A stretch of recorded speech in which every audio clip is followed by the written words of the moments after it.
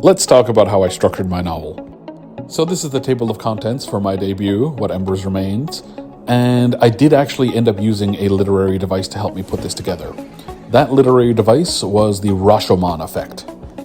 So Rashomon means something along the lines of the unreliability of an eyewitness. But when it comes to literature, it can also mean getting multiple perspectives on the same event. The biggest way that I make that happen in this novel is by having part 1, 2, and 3 all happening concurrently.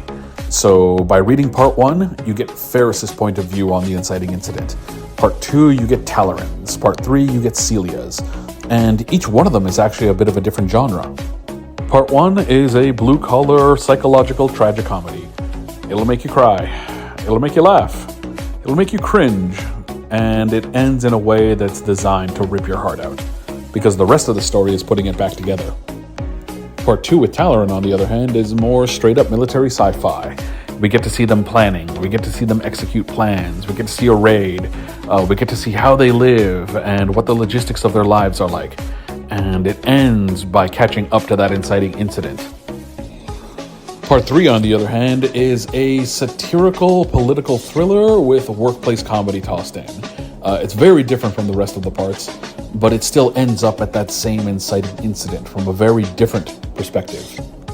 Those different perspectives are where you as an author have the chance to shine. By leaning into that structure, I've actually been able to set up a sort of a continual mystery box unraveling. We begin with Ferris, who is ground level. He doesn't know why anything's happening, he's just the one experiencing it in the most visceral way possible.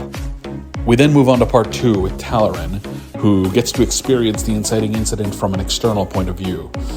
And then we find out, as he's starting to pick up the pieces, that he is just as much of this story as Ferris. That leaves us with part 3, which is Celia, which is a very different perspective. As an investigative journalist, she's the one who discovers the why behind the inciting incident. Why is this conflict happening? And the questions that she ends up getting are far deeper than what just Ferris or Talleyrand even know about. She knows things about humans that even they don't know. So it's one mystery after another opening up.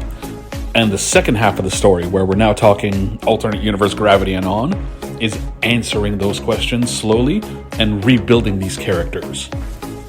And that leads to the reader feeling satisfied when there's that convergence, because you have 3 fully built out characters who are now all dealing with the same problem and they're working together. And there's also giant murder chickens, as a treat.